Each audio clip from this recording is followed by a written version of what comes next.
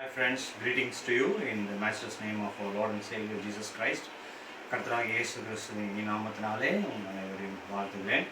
இந்த வீடியோவில் கூட டிவிஷன்ஸ் ஆஃப் த பைபிள், வேதத்தின் பிரிவுகள் என்கிற ஒரு தலைப்பில் நம்ம சில காரியங்கள் நம்ம கற்றுக்கொள்ள போகிறோம். டிவிஷன்ஸ் ஆஃப் த பைபிள், பழைய ஏற்பாட்டில் 39 புஸ்தகங்கள், புதிய ஏற்பாட்டில் 27 புஸ்தகங்கள், மொத்தம் 66 சாப்டர்ஸ் இந்த பைபிள், 66 புஸ்தகங்கள் வேதத்தில் உண்டு. பழைய ஏற்பாடு வந்து எபிரேய பாஷையில் எழுதப்பட்டது. It was written in the Hebrew language and the New Testament it was written in Greek language. பழைய ஏற்பாடு புஸ்தகங்கள் வந்து எபிரேய பாஷையில் எழுதப்பட்டது, புதிய ஏற்பாடு வந்து கிரேக்க பாஷையில் எழுதப்பட்டது. இப்போ ஃபர்ஸ்ட் பழைய ஏற்பாட்டினுடைய பிரிவுகளை நம்ம பார்க்க போகலாம். பழைய ஏற்பாட்டில் the first 5 books, ஆதியாகமம், யாத்திராகமம், லேவியராகமம், என்னாகமம், உபாகமம், அது வந்து ஆங்கிலத்தில் பென்டடியூக் என்று சொல்வார்கள். பென்டடியூக் என்ன first 5 books, Genesis, exodus, Leviticus, numbers, Deuteronomy. இந்த முதல் 5 புஸ்தகங்களை வந்து பென்டடியூக் சொன்னார். பென்டான்னு சொன்னார் 5. இந்த 5 புஸ்தகங்களை எழுதினவர் வந்து மோசே. இந்த 5 புஸ்தகங்களை வந்து எபிரேய பாஷையில் தோரான்னு சொல்லுவாங்க. தோரான்னு சொன்னால் லான்னு சொல்லி அர்த்தம். தோரா அப்படின்னு சொன்னால் லா. யூதர்கள் வந்து இந்த 5 புஸ்தகங்களை வந்து மனப்பாடமாக அவங்க தெரிந்து வைத்திருப்பார்கள். மிகுந்த முக்கியத்துவம் கொடுப்பாங்க அந்த 5 புக்ஸுக்கு. அது பேர் தான் தோரா, தி பென்டடியூக்.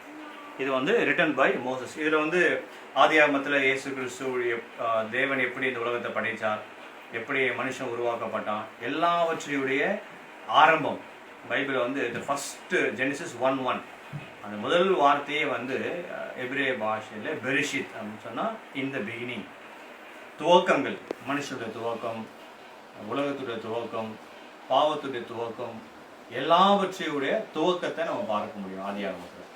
அடுத்தது யாத்திராகமம், எப்படி இஸ்ரவேல் ஜனங்க எகிப்திலிருந்து கானானுக்கு கொண்டு போகப்பட்டாங்க. எக்ஸோடஸ், எக்ஸ்ன்னு சொன்னால் அவுட் ஆஃப் அப்படின்னு சொல்லி அர்த்தம். அப்புறம் லெவிட்டிகஸில் பார்க்கும்போது லேவியர்களுடைய காரியங்கள், ஆசாரியர்களுடைய காரியங்களை பார்க்க முடியும். என்னாகமத்தில் இஸ்ரவேல் ஜனங்களுடைய எண்ணிக்கையை நம்ம பார்க்கலாம். கடைசியில் உபாகம், டியூட்ரானமி அப்படின்னு சொன்னால் செகண்ட் லா அப்படின்னு சொல்லலாம். டியூட்ரோன்னு சொன்னால் செகண்ட், நோமோஸ் என்று சொன்னால் லா. அப்போ டியூட்ரானமி சொன்னால் செகண்ட் லா, 2வது தடவையாக கர்த்தர் இந்த நியாயப்பிரமாணத்தை கொடுப்பார். So the first 5 books are called the Pentateuch. அடுத்தது வந்து செகண்ட் வந்து ஹிஸ்டாரிக்கல் புக்ஸ். இந்த ஹிஸ்டாரிக்கல் புக்ஸ் வந்து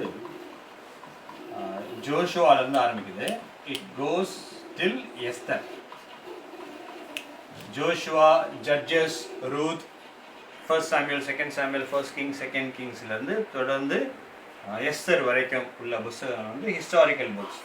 இதில் வந்து முக்கியமாக வந்து ராஜாக்களுடைய வரலாற்றை பார்க்குறோம். பழைய ஏற்பாட்டில் முக்கியமாக வந்து இந்த புஸ்தகங்களை பார்க்கும்போது இஸ்ரவேல் தேசத்துடைய வரலாறு. அங்கே இஸ்ரவேல் தேசத்தில் மிக முக்கியமான 3 ராஜாக்கள் உங்களுக்கு தெரியும். சவுல், கிங் சவுல், அடுத்தது கிங் டேவிட், அப்புறம் கிங் சாலமோன். இவங்க 3 பேரும் வந்து 40 ஆண்டுகள் என்ன பண்ணுறாங்க, அவர்கள் வந்து அரசாளுகிறார்கள். சவுல் வந்து 40 வருஷம் அரசாளுவார், தாவீது 40 வருஷம், சாலமோன் 40 வருஷம். இவங்க 3 பேர் ராஜாவாக இருக்கும்பொழுது 12 கோத்திரங்கள் ஒரே கோத்திரமாக இருந்தது.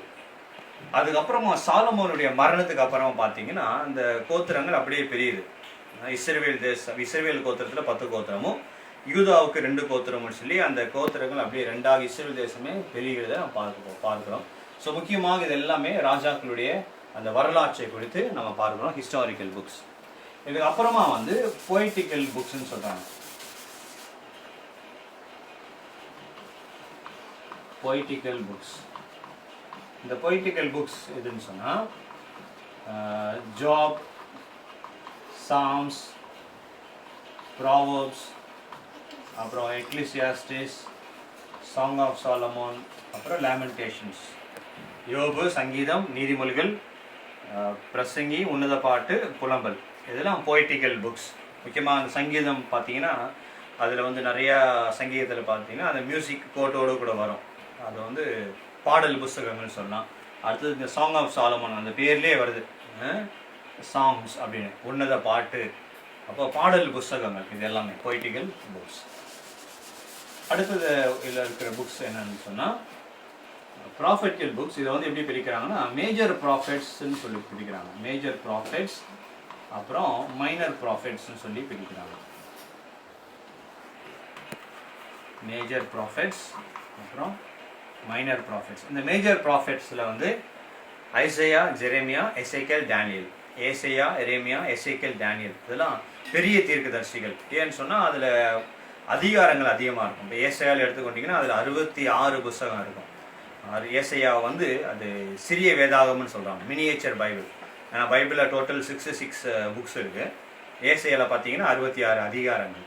ஸோ அது வந்து மினியேச்சர் பைபிள்னு சொல்கிறாங்க. இந்த ஏசையா, எரேமியா, எசேக்கியேல், டேனியல் வந்து பெரிய தீர்க்கதரிசிகள். அப்புறம் மைனர் ப்ராஃபிட்ஸ் வந்து ஹோசியாலேருந்து, ஹோசியா, ஜோயல், ஆமோஸ், ஒபதியா, ஜோனா, மீகா, நாகும், அபக்குக், செஃபனியா, ஹகை, செக்கரியா, மல்கியா. அது எல்லாமே வந்து சிறிய தீர்க்கதரிசி. இதில் பார்த்தீங்கன்னா சில 2 அதிகாரம், 3 அதிகாரம், 1 அதிகாரம் அப்படி இருக்கும். அதனால் இது மைனர் ப்ராஃபிட்ஸ் சொல்கிறாங்க. ஸோ இதுதான் வந்து பழைய ஏற்பாட்டு புஸ்தகத்துடைய பெரிய விதம். இப்போது அடுத்து நம்ம புதிய ஏற்பாடு போகிறோம். இந்த பழைய ஏற்பாட்டுக்கும் புதிய ஏற்பாட்டுக்கும் நடுவாக ஒரு 400 ஆண்டுகள் 400 இயர்ஸ் வந்து இது சைலண்ட் இயர்ஸ்ன்னு சொல்கிறாங்க. சைலண்ட் இயர்ஸ் பழைய ஏற்பாட்டுக்கும் புதிய ஏற்பாட்டுக்கும் நடுவாக அந்த சைலண்ட் இயர்ஸ் 400 வருஷத்தில் வந்து கடவுள் எந்த ஒரு தீர்க்கதரிசிகிட்டையும் பேசலை. எந்த ஒரு வார்த்தையும் கடவுளுடைய வார்த்தை வரல. அது ஒரு இருண்ட காலங்கள் சொல்லலாம். Dark ages, silent years. 400 ஆண்டுகள் கர்த்தர் யார் மூலமாகவும் எந்த ஒரு தீர்க்கதரிசியும் அனுப்பலை. அதுக்கப்புறம் வந்து புதிய ஏற்பாடு வருகிறது. இன்னொரு காரியம், பழைய ஏற்பாட்டில் முழுவதுமாக நீங்கள் பார்க்கும்பொழுது எல்லா பெரிய தீர்க்கதரிசியானாலும் சிறிய தீர்க்கதரிசியானாலும் இஸ்ரவேல் ஜனங்கள் பாவம் செய்யும் பொழுது ஒவ்வொரு தீர்க்கதரிசியும் அனுப்பி அவர் கண்டிப்பான வார்த்தைகளை சொல்லி அந்த தீர்க்கதரிசிகளை அந்த ராஜாக்களுக்கு அனுப்புவார். அப்போது முழுவதுமாக அந்த ஒரு எச்சரிப்பின் ஒரு சத்தமாகவே காணப்படும். அடுத்தது புதிய ஏற்பாடு. இந்த புதிய ஏற்பாட்டில் first 4 books are called as the gospels. முதல் 4 புத்தகங்கள் வந்து சுவிசேஷங்கள். மத்தேயு, மார்க்கு, லூக்கா, யோவான். 4மே வந்து சுவிசேஷம் என்று சொன்னாலே வந்து குட் நியூஸ்னு அர்த்தம், நல்ல செய்தி. சரி, இப்போ சுவிசேஷம்னு சொன்னால் நமக்கு வந்து ஒருவேளை ஞாபகத்துக்கு வருது யோவான் 3:16. For God so loved the world. தேவன் தம்முடைய ஒரே பேரான குமாரன் விசுவாசிக்கணும், அவன் கெட்டு போகாமல் நித்திய ஜீவனை அடையும்படிக்கு அவரை தந்தருளி இவ்வளவாய் உலகத்தை அன்புக்கு வந்த வசனம் தான் நம்ம சொல்லுவோம். அது நல்ல ஒரு முக்கியமான வசனம். ஆனாலும் ஒரு சுவிசேஷத்தை நம்ம சொல்லும் பொழுது அது மிக முக்கியமாக 2 காரியங்கள் அடங்கணும். ஒன்று இயேசு கிறிஸ்துவுடைய மரணம், இயேசு கிறிஸ்துவுடைய உயிர்த்தெழுதல். ஸோ அது எங்கே இருக்குது, வசனத்தில் எங்கே இருக்குதுன்னு சொல்லி நம்ம பார்க்கலாம். 1 கொரிந்தியரில் 15ஆம் அதிகாரம். இப்போ நீங்கள் சுவிசேஷத்தை நீங்கள் சொல்ல போகிறீங்கன்னு சொன்னால் முக்கியமாக இந்த 2 காரியங்கள் நீங்கள் சொல்லணும். அது இல்லைன்னா அது சுவிசேஷம் இல்லை. இயேசு கிறிஸ்துவுடைய மரணம், இயேசு கிறிஸ்துவுடைய உயிர்த்தெழுதல். அந்த வசனத்தை வாசிக்கிறேன். 1 கொரிந்தியர் 15ஆம் அதிகாரம் 3, 4 வசனம். நான் அடைந்ததும் உங்களுக்கு பிரதானமாய் ஒப்புவித்ததும் என்னவென்றால், கிறிஸ்துவானவர் வேத வாக்கியங்களின்படி நமது பாவங்களுக்காக மரித்து அடக்கம் பண்ணப்பட்டு வேத வாக்கியங்களின்படி 3ஆம் நாளிலே உயிர்த்தெழுந்து. வேத வாக்கியங்களின்படி அடக்கம் 3ஆம் நாளிலே உயிர்த்தெழுந்து, மரித்து அடக்கம் பண்ணப்பட்டு உயிர்த்தெழுந்து. ஸோ இந்த 3 காரியங்கள் வந்து மிக முக்கியமான காரியங்கள் சுவிசேஷத்தை நம்ம அறிவிக்கும் பொழுது. ஸோ அந்த 4 புஸ்தகங்களும் இயேசு கிறிஸ்துவுடைய வாழ்க்கை வரலாறு. இயேசு கிறிஸ்து எப்படி என்னென்ன காரியங்கள் செய்தார், அவருடைய அற்புதங்கள், அவருடைய மரணம், அவருடைய ஊழியம் எல்லாம் இந்த 4 புஸ்தகங்கள் நான் பார்க்க முடியும். இது பேர் தான் சுவிசேஷம். அடுத்தது அப்போஸ்தல நடவடிக்கைகள் வருது. ஆக்ட்ஸ் ஆஃப் த அப்போஸ்டல்ஸ் சொல்கிறாங்க. அதில் முக்கியமாக வந்து பரிசுத்த ஆவியானவருடைய கிரியைகள். ஆக்ட்ஸ் ஆஃப் த அப்போஸ்டல்ஸ், அப்போஸ்தல நடவடிக்கைகள். இதில் வந்து பரிசுத்த ஆவியானவர் எப்படியெல்லாம் சீஷர்களை நிரப்பி எடுத்து பயன்படுத்தினார். பெந்தேகோஸ்து நாளிலே அவங்க வல்லமையை பெற்றுக்கொண்டு அவங்க சர்வ தேசங்கள் உலகம் முழுவதுமாக சென்று சுவிசேஷத்தை அவங்க அறிவிக்கிறதா இந்த அப்போஸ்தல நடவடிக்கை 28 அதிகாரத்தில் நம்ம பார்க்க முடியும். அதுக்கப்புறமா இருக்கிற புஸ்தகங்கள் எல்லாமே வந்து எபிஸ்டில்ஸ்ன்னு சொல்கிறாங்க. எபிஸ்டில். இந்த எபிஸ்டில்னு சொன்னால், எபிஸ்டில் என்று சொன்னாலே லெட்டர்னு அர்த்தம். இப்போ ஒரு சபையில் ஏதோ ஒரு பிரச்சனை வருது, அப்போது ஒரு மூத்த ஊழியக்காரர் என்ன பண்ணுறாரு, அந்த சபையில் இருக்கிற போதகர்களுக்கும் அங்கே இருக்கிற இளம் ஊழியர்களுக்கும் அந்த சபையை பொறுப்பாக இருக்கிறவங்களுக்கும் அவர் சில போதனைகள் என்ன பண்ணுறாரு, அவர் லெட்டர் மூலமாக அனுப்புகிறார். அதுதான் வந்து எபிசோட்ஸ். இதில் வந்து அநேக நிருபங்கள் பார்க்கும்போது பவுல்னால எழுதப்பட்ட நிருபங்கள். இதில் வந்து ஃபஸ்ட்டு என்னன்னு சொன்னால் பிரிசன் எபிசோட்ஸ்னு சொல்கிறாங்க.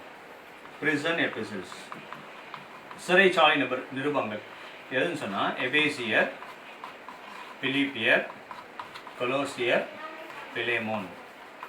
இந்த 4 வந்து சிறைச்சாலை நிருபங்கள், பிரிசன் எபிசல்ஸ். சிறைச்சாலை நிருபங்கள்னு சொன்னால் அப்போஸ்தலனாகிய பவுல் சிறையில் இருந்து அவர் எழுதின புத்தகங்கள், நிருபங்கள் தான் சிறைச்சாலை நிருபங்கள். அடுத்தது வந்து பாஸ்டரல் எபிசல்ஸ். இதுவும் அப்போஸ்தலனாகிய பவுல்னால் எழுதப்பட்டதான். பாஸ்டரல் எபிசல்ஸ் இது எது சொன்னால் 1, 2 தீமோத்தி, அப்புறம் தீத்து, 1, 2 தீமோத்தி அண்ட் டைட்டஸ். இப்போ போதகர்கள் எப்படி இருக்கணும், சபை நடத்தவங்க அவங்களுடைய குவாலிஃபிகேஷன்ஸ் என்ன, அதுக்கப்புறம் வந்து டீக்கன் மூப்பர்கள்னு சொல்கிறோம் அவங்களுடைய குவாலிஃபிகேஷன்ஸ் என்னன்னு சொல்லி இந்த 3 புஸ்தகம் 3 அதிகாரம் இந்த திமோத்தி 1, 2 தீமோத்திலையும் தீத்து இதில் வந்து போதக நிருபங்கள்னு சொல்கிறோம், பாஸ்டல் எபிசோட்ஸ். அடுத்தது வந்து எபிசோட்ஸ் ஆஃப் பீட்டர்னு ஒன்று இருக்குது. 1, 2 பேதுரு, அது வந்து எபிசோட்ஸ் ஆஃப் பீட்டர்னு சொல்கிறோம். அடுத்தது வந்து 1, 2, 3 யோவான், இது வந்து எபிசோட்ஸ் ஆஃப் ஜான் அப்படின்னு சொல்கிறோம், யோவானுடைய நிருபங்கள். கடைசியாக வந்து வெளிப்படுத்தின விசேஷம். வெளிப்படுத்தின விசேஷத்தில் வந்து 7 சபைகளுக்கு ஆண்டவர் சொன்ன காரியங்கள், எபேசு, ஸ்மிர்னா, பிலதெல்பியா, லவோதியேசியான்னு சொல்லி 7 சபைகளை நம்ம பார்க்கிறோம். 7 சபைகளுக்கும் ஆண்டவர் சொன்ன வார்த்தைகள் வந்து இந்த வெளிப்படுத்தின விசேஷம். இனி வரப்போகிற காரியங்கள், இயேசு கிறிஸ்துடைய வருகை, அப்புறம் அந்தி கிறிஸ்துடைய ஆட்சி, அப்புறம் புதிய வானம் புதிய பூமி. ஸோ இந்த காரியங்கள்லாம் இனி வரப்போகிற காரியங்களை குறித்து சொல்லப்பட்ட காரியங்கள் தான் இந்த வெளிப்படுத்தின விசேஷம். இது யோவான் அந்த ஒரு விசேஷம், யோவானால் எழுதப்பட்ட புத்தகம் வெளிப்படுத்தின விசேஷம்.